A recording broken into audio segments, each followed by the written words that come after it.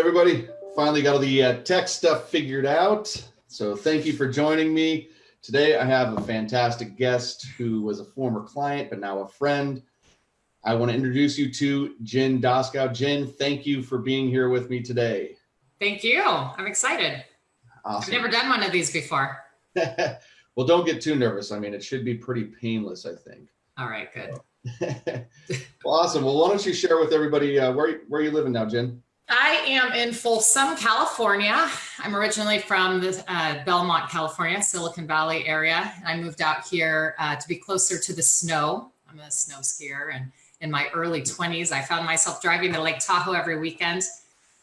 And I thought, well, I'll just move up there and open up an office for my company. And so that was just about 20 years ago. Of my 22-year career, I've been here 20 years and keep moving east, closer to the lake and the mountains as I have joined the Sacramento region. Awesome. Awesome. I'm a snow skier myself, and actually going to college, that was the main reason. One of the main reasons I chose University of Nevada is because I could wake up, peek out the blinds, and exactly. Look at the mountains. Are you a boarder or a skier? I'm not a knuckle dragger. I'm a skier. I've been skiing since I was 3 years old, and I skied competitively in college at Gonzaga. Oh, awesome. So you went to college in Gonzaga? I did, to be closer to the snow. Ah, there you go. There you go. Yes, I was going to go to University of San Diego, and I decided to go to the school where kids wear their pajamas to class and ski on the weekends. And now we have a basketball team that's put us on the map. So now actually people can pronounce our team name, other than in 1997 when I graduated, people thought it was a made-up school. So I guess there's that. The degree's worth a little bit more in value. Yeah, that's funny. So tell us a little about your family, Jen. Let's see. So I have a 13-year-old daughter and a great husband named Jim. He's my second. It's my second marriage. I divorced my first husband when my daughter was 1, and my husband and his wife live up the street in El Dorado Hills now. So all is good there. My daughter's a big volleyball player. She's 13 and 5'10", and very competitive. So then I have 2 dogs, and we love living out here. It's I'm very grateful that I get to work in Silicon Valley, but not have to be there. Yeah. I work from a home office, and I'm out on the boat on the weekends, or hiking or skiing, and I walk my dog to the lake sometimes for lunch. It's a really cool lifestyle to have. And I'm grateful that I chose recruiting 22 years ago so that I can afford to be here and have the flexibility not to have to be exactly where my business is. Right. And you guys, I know we just talked about snow skiing, but you're also, are you a water skier? I know you guys are out on the boat almost all the time because we're friends on Facebook, and I see you in the summertime. You guys are out there almost every weekend. So you guys just like the boat, or you wakeboarder? Yeah. Yeah, we wakeboard and we wake surf. I'm not very good yet. We have only been doing it a couple of years, but my daughter really got into it. So my husband sold his fishing boat, and we went in and bought a nice new boat. And so we're out there. We'll have dinner during the summer and be like, okay, what's happening next? And next thing you know, 10 minutes later, we're out on the lake. It's really fun. It's a fun lifestyle to have. That is fun. Yeah, my aunt and uncle live in they're my dad's cousins, so not technically an aunt and uncle, but live in El Dorado Hills. So we've been to Folsom a couple times with them, and actually my cousin was she's actually went to Sac State, and she's built a cool little brand for herself. She was on the Golf Channel, Shot Makers. Huh. Remember that show? I don't know if you ever followed that at all, but yeah, her and her partner ended up winning the show on Shot Makers on Golf Channel. Her name's Nicolette, but they all live in the same area as you there. Right on. Yeah, it's cool out here. There's a lot of Bay Area transplants. Yep. A lot of people that commute 2 hours to San Francisco. Thankfully, I don't have to do that much. Yeah. Yeah. I go to meet my clients, and that's about it. Awesome. So let's talk about, how did you get your start in the recruiting industry? Well, when I graduated from college, in a nutshell, I went to go to a sales recruiting firm named Culver. It's called Culver Careers. They're based in San Diego and have offices all over the place. I loved interviewing. I kept a journal. This was back in the days, 1997, not to age myself, but the San Francisco Chronicle every Sunday would come out with advertisements for what jobs they were that openings, and I'd highlight them, and I'd get my cover letter and resume and fax them all in. And then I'd stack up my week with interviews. Well, after doing this for a few months, looking for a sales job, I found a sales recruiting firm, and I went to go interview with them. They sent me on 3 interviews in telecom and copier sales, and I got 2 offers. And when they were closing me to see which one I was going to take, I said, actually, I'd really like to recruit. And he said, yeah, you don't want to do that. It's 100% commission. It's really hard. I think he really wanted to make a fee off me. And I said, well, I'd really like to recruit. So I started in Burlingame, and I just, 21 years old, I had no responsibilities. I lived with my parents, and I worked my tail off. I was in the office at 7. Sometimes I worked till 8 or 9. I was off doing happy hours. I really was excited about what I was doing in just a general sales recruiting capacity. Mm-hmm. And after a year of doing really well with them, they said, hey, you want to open up an office? I said, yeah, let's get closer to Lake Tahoe. So, as a crazy 22-year-old would do, I moved out here not knowing anyone and bought a house for like $125,000 and never looked back. So I worked with them for 5 years, and then 9/11 happened and the market turned, and actually a lot of our clients were in the towers. So it really disrupted my business. And I decided that I wanted to go off on my own. So I did. I started my own business. I ran it for 5 years, and then marriage and baby and divorce and all that happened. And I found myself really needing more structure than just being self-employed. That's the beauty of recruiting. I always tell people, you can kind of, based on your lifestyle, based on the economy, you can kind of move around. You can change and shift your career. So I found myself working for a staffing company for a year in outside sales. And then my clients that I'd worked with for years, Paychecks, they recruited me for a startup sales recruiting team. We were, they're trying to get rid of their third-party recruiters and get rid of those fees. So they hired us. And I was there again 5 years. It seems like 5 years is kind of my magic number. Mm-hmm. After working 90 hours a week, I was constantly getting sick. I wasn't in love with what I was representing that much anymore. I said to my now husband, I said, if I worked this hard when I was self-employed, I'd be retired by now. And he goes, go off, do your own thing again. Like, you have my support, which was just like the best thing ever. Mm-hmm. And so I joined forces with a really good friend of mine named Chriselle. She had her own business, and I stepped into a lot of software openings right off the bat. So I didn't have to go and develop my own business. I did that with them for a couple of years. And then I decided that I really wanted to develop my own brand, and also keep 100% of my fees, to be frank.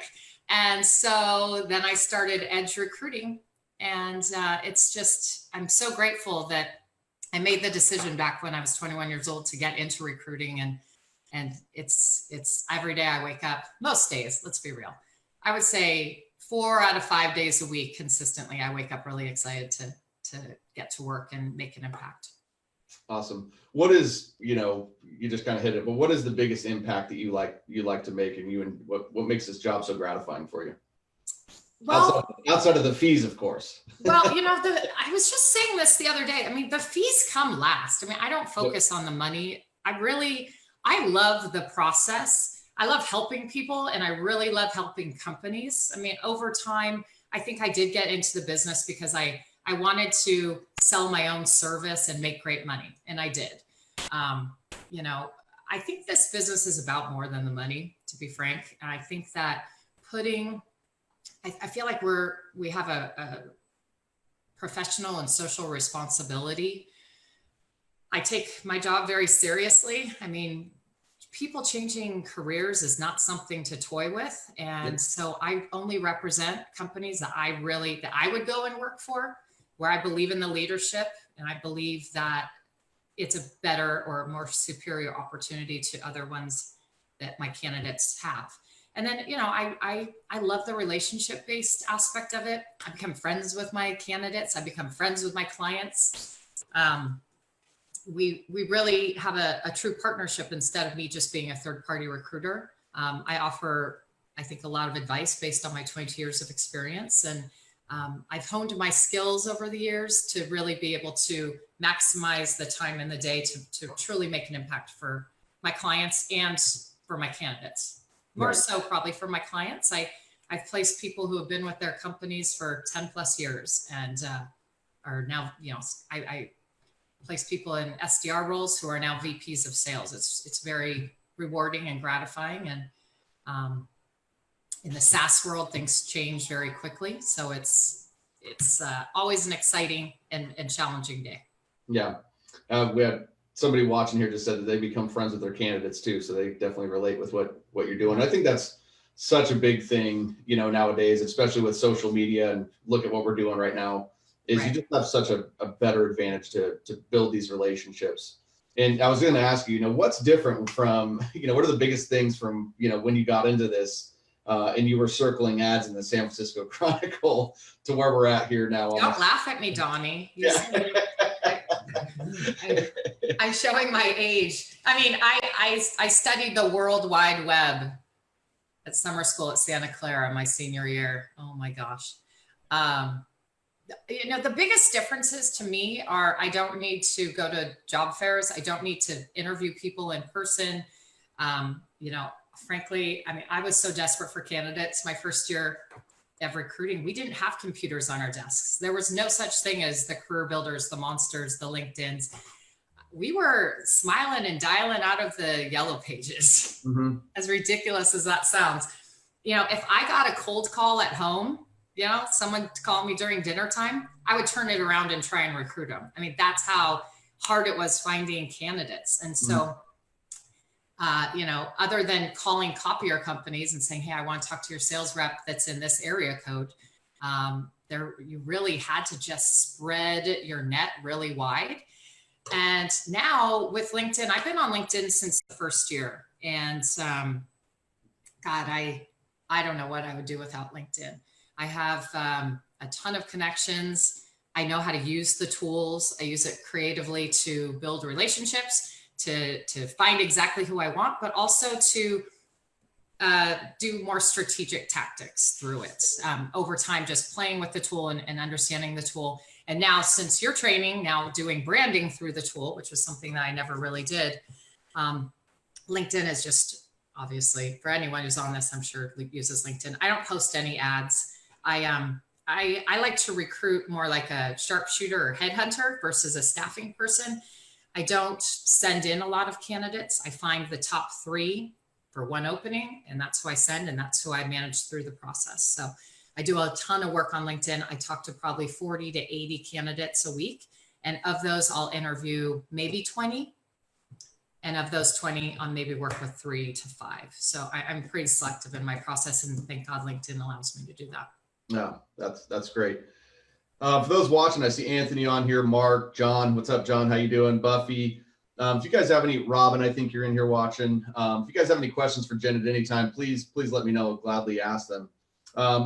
Jen, I know a lot of people that are watching this and I know you had the success prior to us working together, but how have you been able to kind of create those partner relationships? It seems like you've been able to do that pretty easily, pretty naturally. And I think that's the future of recruiting. If you really want to survive, you really need to be viewed as a partner, not just another vendor, because when you're a vendor, you're obviously busy just chasing roles and stuff like that. And I know that a lot of the clients that I work with and people that want to work with me and things, that's the thing that comes up is like, hey, I'm wasting so much time just chasing these things. So any kind of advice that you can give to how you've really been able to kind of create those partnership type opportunities for yourself? I think I'm not a salesperson. Mm-hmm. Some might think I have a salesy personality, but I when I'm really passionate about something, I think it comes across. But I believe that I'm more of a consultant. And so when I'm on the telephone with someone, I ask a lot of questions. I have honed in on my great listening skills. Mm-hmm. I understand what companies need. And frankly, when you're just in one industry, the companies pretty much are all looking for the same things, especially within the sales profile that is what I specialize in. I think speaking the language of my clients has really helped me. And I think 22 years of being in the business definitely doesn't hurt. Right. I know what I'm doing. I have a track record. I have great references. So that's definitely helped. But just from a day-to-day standpoint, when I was with Paychex as an internal recruiter, I think it really helped me see recruiting from another aspect. And so I think I look at candidates as the managers see them, not just as the third-party recruiter sees them. I really interview my candidates. I really drill down. And I think that comes across when I'm consulting with my clients and I say, listen, here's my candidate, here's their career, here's some things I'm a little worried about you may want to dive back into, and you can pull back the layers there. So it's as if, I think I like to, like, I'm invited to my clients' Christmas parties, and I throw happy hours for my clients when they hire multiple people from me that all start on the same day. And I don't think I'm seen it so much as a third-party recruiter as I am an extra arm to their recruiting team. And I don't step on toes. I don't argue with them. I mean, they're ultimately paying me. So what they want, they get, as long as there's a partnership and they're cooperative and realistic and they work with a sense of urgency, I'll continue to support them all day long. That's great. That is phenomenal. What are some of the things, like what are some of the trends that you're seeing now from candidates that I know that the way you used to interact with them, like picking up the phone, obviously you're talking about the stories of the yellow pages, but what are the trends with candidates right now, considering that we're, most industries, there's low unemployment? Well, it's definitely a candidate market, especially in SaaS, software as a service, which is what I specialize in. I work with high growth startups. I don't work with the SAPs and the Oracles of the world. I rather will pull people out of those larger companies, and people who, the types of people that I like to work with and who work well with me are the ones that are with a big company, that they're working, they're like crazy, their territories, their commission, their quotas are constantly changing, and they just really want to be with a company where they can get in, have a voice, make an impact. So if I can find those people and they ask really high impactful questions about the impact they can make and not about how much vacation the company offers, those are people that, are interested in really working hard and having a position where they have a lot of exposure to the high level, C-level, VP level people, and they can grow their careers. I mean, that's really what I'm seeing, is a lot of people have the energy to work hard and aren't being seen or recognized with the very large publicly traded software companies. The other thing, I mean, right now in San Francisco, as everyone knows, it's very, very expensive, and Bay Area in general. Yep. Compensation is everything. 90% of why people are going to be making changes because of compensation.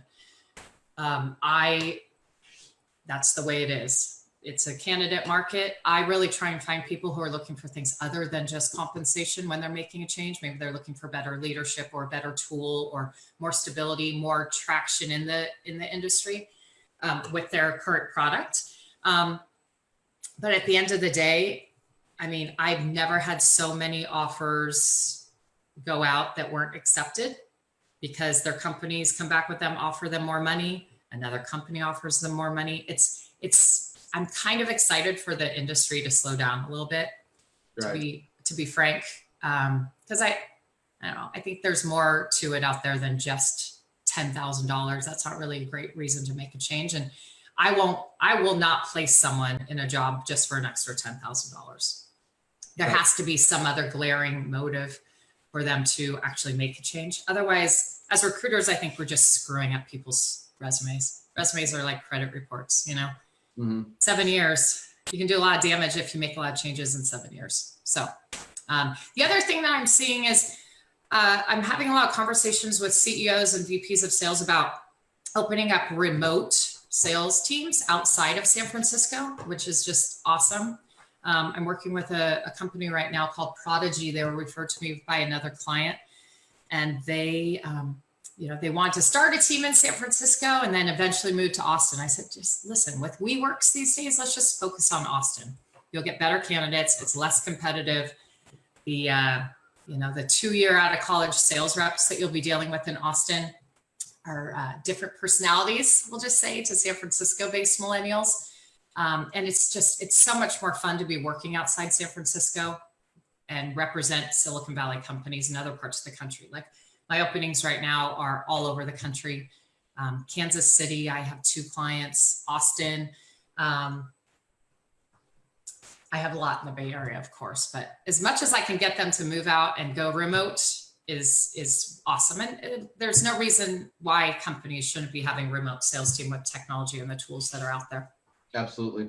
How much, you kind of alluded to it a little bit there, but how much of what you're doing, going back into the candidate, how much do you have to educate your client now? And I mean, obviously they're probably somewhat aware of the shortages, and I mean, that's not a big mystery, but in terms of like, hey, we need to make this sweeter in order to get them to jump, like in now that you're a partner, you probably get listening to you more, which I know for a lot of recruiters, like they don't even get the opportunity, or that's expertise, that's authority, right? Where you're saying, hey, this is what we need to do if we really want to attract that person. Right. Is that a part of what you do with your clients? Absolutely. So I have a call with my candidates every single day if they're deep in process, because I want to know what's going on at their current job, if anything's changing, if they have other interviews, if they're getting offers.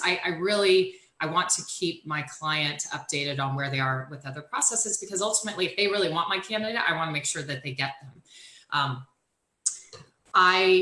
The biggest thing I tell my client, I'm very upfront about the compensation my candidates are going to require if they are to make a change. That's just is what it is. And typically it is a bit higher than what the numbers are that they originally gave me.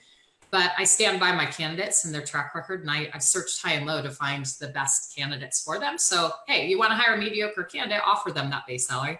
If not, I have this person who really, truly has a track record of success and stability, who's a great culture fit. If you want them, you're going to have to pay them. Obviously, I work for my clients, so I'm not always like going after the most money for my candidates. But if they're seeing other offers that are higher, I'm not doing any justice for my client if I'm not representing that accurately. The other thing is, I mean, a lot of companies cannot keep their processes going with a sense of urgency. And the bottom line is time kills all deals, especially right now. If you have an interview on a Tuesday with my candidate and you're not doing your second interview till the following week, we're going to have to talk about it, because that candidate is going to be lost in the process and all the time you're investing is going to be wasted. That's really primarily the biggest reason why I won't put a lot of effort in some of my clients, because they don't have the urgency. They're too busy to invest in the interview process. And, if I have clients that needed someone yesterday and you're taking a month and a half to get people hired, then that just doesn't make sense. I'd rather put my energy into companies with more urgency, and the candidates need that, especially if they're going to make a decision and look at a bunch of different companies. But, I tell my clients everything about the candidate, because at the end of the day, if they make an offer, I want to sleep well at night knowing that my candidates and my clients have all asked all the right questions, and that at least it's the closest match made in heaven for both parties. So. Right. I think, what you're saying here is like, you really have such a power play though, when it comes to, hey, you're not going to kind of do this my way. I'm not going to give you my energy and attention. Right. And that I know is what a lot of people want, but usually they're afraid to do that because of scarcity, right? Well, I'm only going to work on this role because this is the only one I have. Right. Yeah. How do you kind of balance that? It sounds like now you have a lot of demand with your business to where you can go, yeah, you know what? I don't need to work with you because I've got enough going on. Right. Well, thankfully, I'm in a position where I don't need to work with people that aren't going to fit in my triangle, right? That I learned my first year out of college. You have to be realistic, urgent, and cooperative. And that really, if they don't fit those 3 things, you're not going to have a real successful relationship with them. I'm very upfront right from the beginning of my relationship with them, and let them know, listen, this is what I can do for you, but this is what I need from you. Like, I need you to be interviewing my people. Like, don't wait. I educate them on the job market. In Silicon Valley, they all know the urgency that they need to have. It's very unusual for them not to understand that. I think because I get it and we can speak the same language, it hasn't really been too much of a problem. I'm pretty upfront. I'm thankful that I have enough business that in case someone felt that I was too assertive, I had plenty of other things to work on, you know? So, but it's, it has to be a common relationship. It has to be someone that you really, jive with and agree with and can communicate with. I mean, my clients now know that after I get off the phone with a candidate, I'm going to call them with my candidate's feedback. I block it off on my calendar.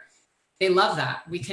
I can help them brainstorm the next questions. We can overcome any objections that they have or answer any follow-up questions. And it really, again, I love my sleep. It helps me sleep well at night, knowing that I'm not just throwing stuff up to see if it sticks. Like, it truly has, the candidates have gone through a very, very thorough process, and the clients aren't just saying, hey, let's just hire them to check them out, because ultimately that's not good for anyone. Got it. So how have you, obviously before we started working together, you've had plenty of success. But if you don't mind sharing, kind of what were you doing to get these clients prior to us working, and how has that changed? Great question. So prior to me signing up for your course, all of my business had come to me organically over time. A lot of the people I worked with in my past careers who had gone to other companies came back to me and said, hey, I left Paychex. Now I'm with this SaaS company. Can you work with me? A lot of my business came that way, or from client referrals.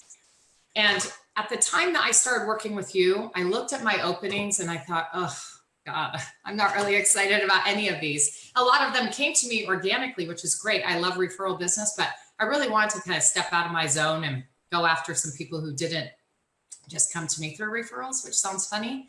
But I wanted to go after companies that really excited me, that were new. And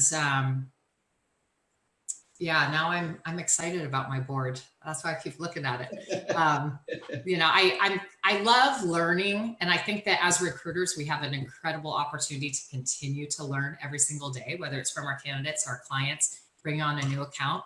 And I just was feeling stagnant, and it was summertime. I don't know about everyone else, but sometimes really slow for me. Everyone's kind of in summer vacation mode with their kids. So it was a great time for me to take your course. It totally opened up my eyes. I thought I was doing everything with LinkedIn that I could be, being that I'm kind of a veteran with LinkedIn. And I had no idea how much, especially the branding that you taught me to do.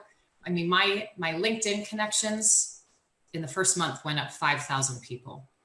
And I mean, that's not even just people I was reaching out to. Those were people seeing my posts and reaching out to me.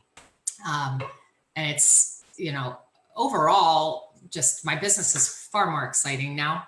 I was just on the phone with someone this morning who saw my video, that video you made me do. So let's talk about that. Let's talk about that video a little bit. I know a lot of people have some similar resistance, and I know that you went through a little bit of just normal resistance of being on camera, but then we had some of our other challenges based off of your my schedule, lifestyle you like to enjoy. yeah. Well, let's just say I'm not really very camera ready during the day, being that I work remotely. And I work out in the middle of the day. So finding the time to make this video was tough. I actually did it on a Friday night before I went out to meet my husband for happy hour, which worked. If I don't make it maybe once a week. So that was my day. Beautiful. And the video was really highly impactful. So I'm grateful that you didn't push me too hard, but I knew that I had to do it. And I'm glad I did. Yeah, so I was going to say, I mean, I know that we finally had to push through and get on the other side, but share with everybody kind of what the results were from that, because that was just insane. Oh my God, I don't know. The numbers. I couldn't believe. So I made this video, just my introductory video. I don't know how many thousands of people saw it. Like 12, 13,000 people. Yeah, it was just wild. And I got, actually, what surprised me from that is I had past clients that saw it, that came back to me, that wanted to work with me again. It's almost as if they had kind of renewed their spirit in me or something. And they were doing new things that I had no idea about. But I think after doing that video, I had 5 new job orders it was like people just, instead of me going out to find new clients, they all really wanted to work with me. I don't know. I don't think the video is that special, but maybe just separating myself with the video versus just a LinkedIn profile did it. But it was a little overwhelming. I had people, you know, one day I had like 57 people wanting to connect with me that I had no idea who they were, but they had seen the video. Then I got a star the next week that said I just won an award for a SAAS LinkedIn influencer based on how many views and posts and all that. So I don't know. I think you're right with the video. I'm sorry I was so, I objected for so long. But it's okay. You're like most people that haven't done it before, and kudos to you for to taking action and getting it done. What do you think of all the things that we did? What was the most impactful for your business? And I know that, you know, the main focus of obviously what we're doing is generating the leads, but, you know, anything you care to share on that? You know, I think you opened my eyes to how important my brand is, and posting on LinkedIn and posting to social media. You know, the tools that you taught me to use, I had absolutely no idea. I was not using any tool other than LinkedIn, and now I'm making an investment in other tools that you've recommended, and I see return on investment, which is outstanding and ultimately what we all want. Right. You know, the first thing that comes to my mind seems very simple, but I think the approach that you take, that you taught us to do with our drip campaigns, especially through LinkedIn, I was only sending connection requests without a note previous to your training. And to add a nice light note, like, hey, we're connected to a lot of similar people. You look like a leader in your industry. I'd love to connect with you for future networking opportunities. That broke through a lot of doors for me. And I received a lot of very positive feedback regarding that approach in particular. I don't know. I think that the way you teach us how to market is not so much guerrilla marketing like a lot of people do. It's more very relationship oriented, which I believe in this competitive landscape in which recruiters are in right now, I think it's different than a lot of companies are used to. And if we can come off softer more as a consultant, I think it definitely has impacted my business. You know, I closed $60,000 in placements in October, which is a record for me, which, you know, I really do think that my brand and my approach has been impacted by your training, most Awesome. Definitely. I love that. Love hearing it. Love watching you implement. I mean, you're awesome implementer, action taker, and you know, credit goes to you for going and taking action on all that stuff. And I think that, you know, kind of a point you made, and just for people listening, is I think what really happened with you, which was unique, and you kind of talked about it, is you had kind of an audience that was waiting for you. And once you did that video, it was like they were just like, I've never seen anything like it. I was like, oh my goodness. Like you had like a group of people are almost like waiting for Jen, like, okay, Jen, thanks for putting yourself out there. We're ready for you now. And so that's funny. I've never thought of it that way. Well, you know, a lot of people don't, but they're, you know, we don't really realize the impact we make. And, you know, when you combine social media and this type of marketing with what you already do, which is you have great relationships with your clients, you care, you're obviously really good at what you want to do.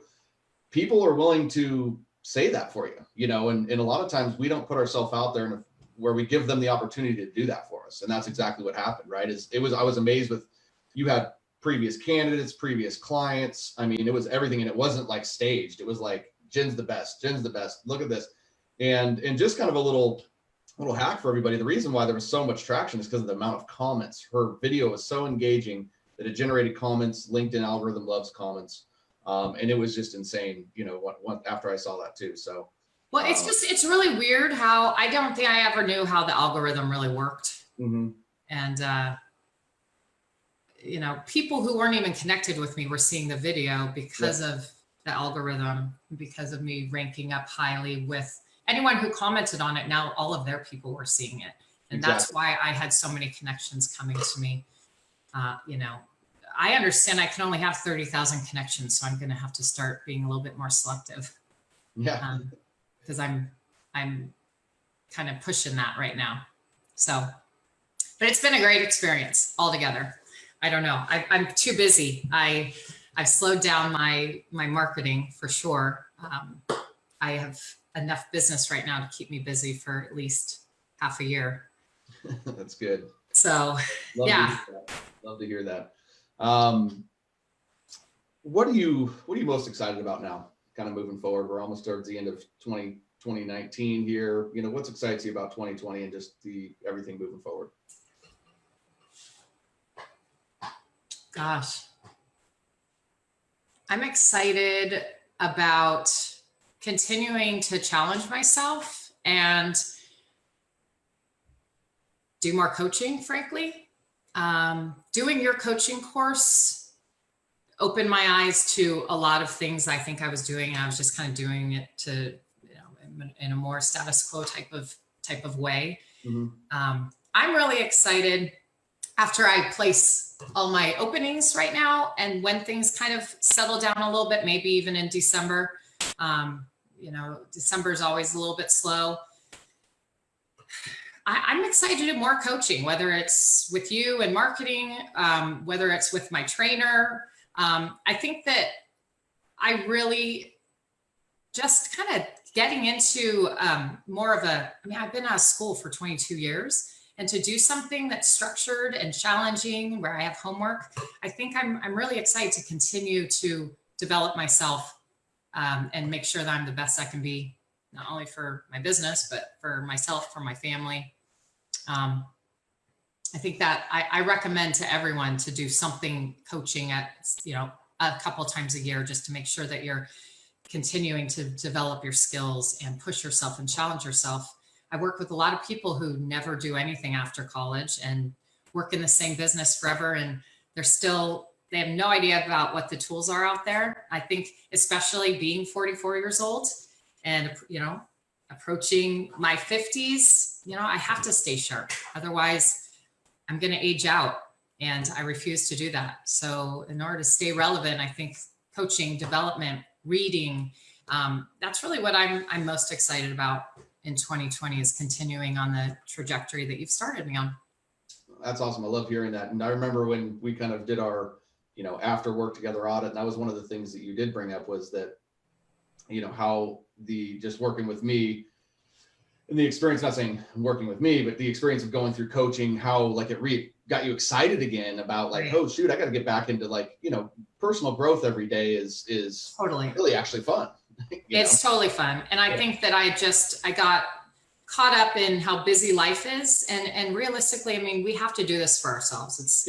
It's as important as me blowing off steam in the middle of the day and going to get my workout in. It really is a very important part of our business, especially if we're self-employed. We have to keep reinvesting in ourselves. Absolutely. Awesome. Well, thank you for sharing everything, Jen. I really appreciate you being here. I love our friendship. Love working with you. Where can our listeners connect with you? On LinkedIn. Yeah. Jen Doskow is Jen Doskow, I think, /Perea. I don't know. I have a lot of last names. I think that I'm divorced. Or my direct email is just jen@edgeconnection.net. Awesome. I'm leaving for vacation. I go to Cabo every Thanksgiving. So I'm hustling to get everything through my pipeline, or at least in the top of my pipeline before I leave. So if I don't respond and you want to connect, I'm happy to connect with you after. Awesome. Now, last question I always ask everybody. There's a lot of people that are going to want to have the success that you have, that, build the partnerships and things like you've built in this industry. What's some advice that you can give people listening? I thought you were going to ask me what my favorite football team was. We can go there.